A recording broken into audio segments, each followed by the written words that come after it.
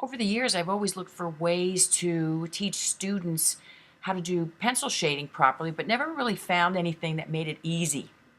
And I think I've come up with a way that students can really grab a hold of some real nice pencil shading in a short amount of time. So the first thing, let's take a look at what kind of supplies we have. We've got a number 2 pencil. We've got a 4H pencil for those of you who have a heavy hand and need to work a little bit lightly in the first stages of things. And then an ebony pencil, which gets very, very dark and will help us to get good contrast in our pencil drawings. Also, I have a regular soft white eraser and a kneaded eraser, which will definitely be your friend.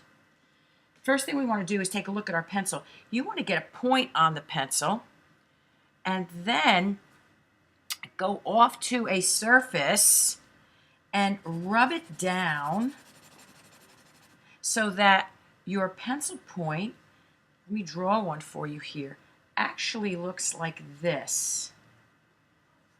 So that you've got a flat edge to shade with, and you've got a pointy edge to outline or fill in the edge with.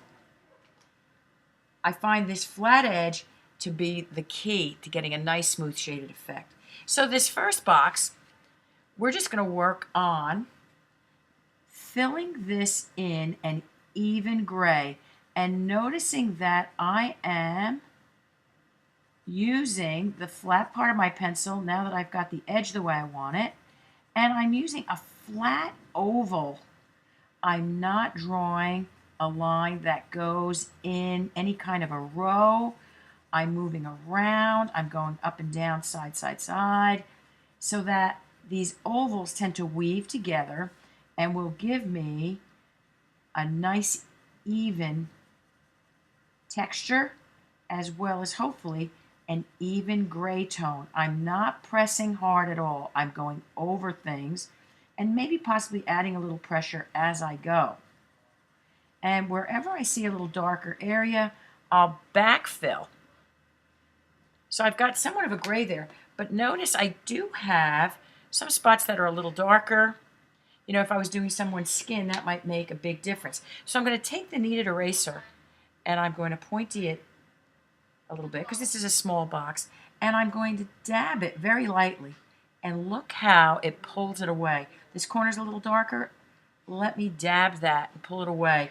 This little line that's there, in fact, I'm going to flatten it out and just dab it with a flat line. You know, you have to remember you are drawing. The one thing is I stay away from smudging. Pencil is no place to be smudging.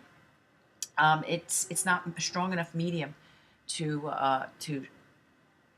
smudge. I want to clean up these edges a little bit, or if my outline tended to show, look, I can take a straight edge, mask that off, and now I have a nice, clean, sharp edge, gray. You can see now I just drew out a rectangle, and we're going to create a gradient. A gradient goes from darker to lighter.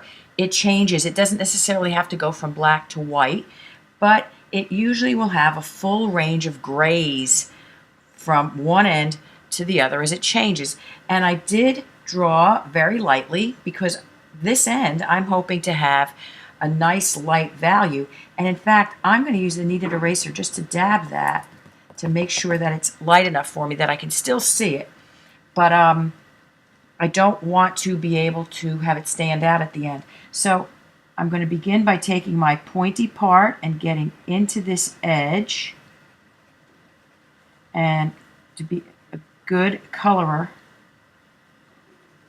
and then I'm going to begin to make my ovals.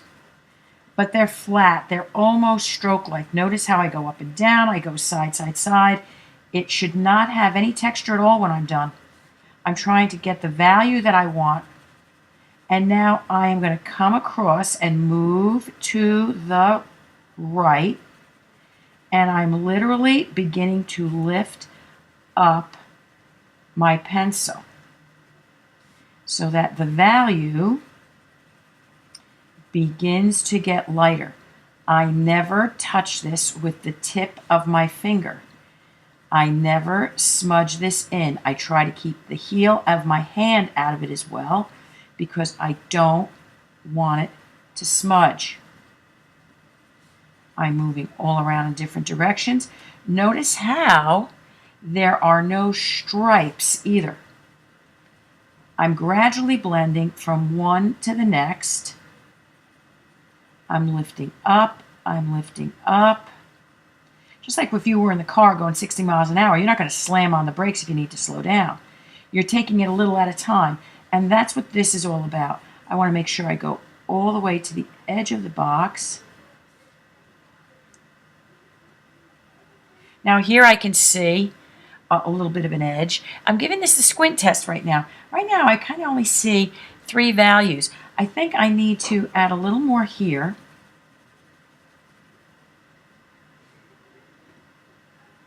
And here's where I'm going to play somewhat with my kneaded eraser to lighten up a little bit.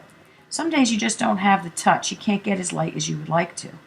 But then I'm also going to pull this ebony pencil and watch how nice and dark the ebony will get for me. It's very soft. You have to be careful not to smudge it with the heel of your hand. But look at the difference. I wasn't even pressing that hard. So I can add more contrast. You see, I was able to get darker and add more value to this gradient. So it's almost like a dark highlighter.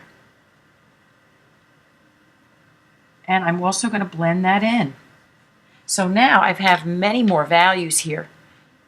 And this is what we will use in order to shade things. I could clean this edge up with a piece of paper. But since I showed you that before, I'm just going to quickly move on to the good stuff. Now we're going to apply what we've just learned with shading to actually shade something. I've quickly sketched out this rose. Okay, I'd like to do that. Also, one thing I've gotten is a little piece of paper to put over any shading that I might do so that I keep my hand out of it. I don't want to smear it. The one thing we're going to take a look at with anything that we're drawing is what shape do the values take on? So I'm literally squinting at this, and I notice that this is taking on somewhat of a tornado shape. Doesn't this look like a tornado? And over here, I've got like a lower lip. It looks like a lower lip to me. Maybe to you it looks like something else, but I'm looking for something that I can recognize. Here, look, this almost seems like a seagull. One thing that I don't care for in this rendering that we're looking at are these dark outlines around the outside here. One of the golden rules of pencil shading in my book is that we blend those away. Even here, here's another one. If you want a professional look, you keep those to a minimum and allow the shading to create the edges for you. Also, I'm looking at, as I squint down here where there doesn't seem to be very many super dark areas, I'm looking at the shapes of whatever values are there. So I almost see a V shape here. And that's where I begin. So I'm going to take my pencil and I'm going to start drawing my tornado. So the tornado kind of starts here. I'm giving myself a very light outline of it. And I'm going to fill it in. But notice how I'm using the strokes going across. And I may even turn my paper if I have to, if it makes it a little easier. I'm going across and following the contour, the shape of this rosebud, right? It kind of goes around. This way, if my pencil strokes don't happen to blend in, at least it will help the eye see this as a round object. Down below is my lower lip, but notice how it's much darker than the tornado is. So I'm going to start out making this darker, and the edge is dark, and I want to make this a nice clean edge because roses, if you haven't been to a floral shop lately, Very, very crisp, clean, delicate edge. And then here's my seagull. I'm going to put my seagull in here and let that fade out into that edge. And there it is. So now what we do is once we have those in there, I am just going to create my gradient and let them blend out into each other. So I'm coming here and I'm going to gradually get lighter and lighter and lighter. And then I'm going to come over to my tornado and I'm gradually going to get lighter and lighter and lighter. And then I'm going to come over to my seagull and I'm gradually going to get lighter and lighter and lighter. And in fact, on this side of the tornado, it's very, very light. So I'm going to go a little more quickly and lighten up as much as I can so that it's almost white. I'm going to clean out this outline a little bit. Now, let's take a look and see what we've got here. Pretty darn close. Pretty darn close. I do see a little bit of a stripe here. Do you see this edge? No skunks. Everything blends together. I'm going to go in the opposite direction to blend that. I'm going to blend that in as well. Could my tornado be a little bit darker? Yes. So now I'm going to go back with a nice clean edge, probably use the pointy part of my pencil, and make that a little bit darker. I've got somewhat of an edge here, so I'm going to blend that in with a nice soft touch. I think up here it could be a little bit darker, so I'm going to go back.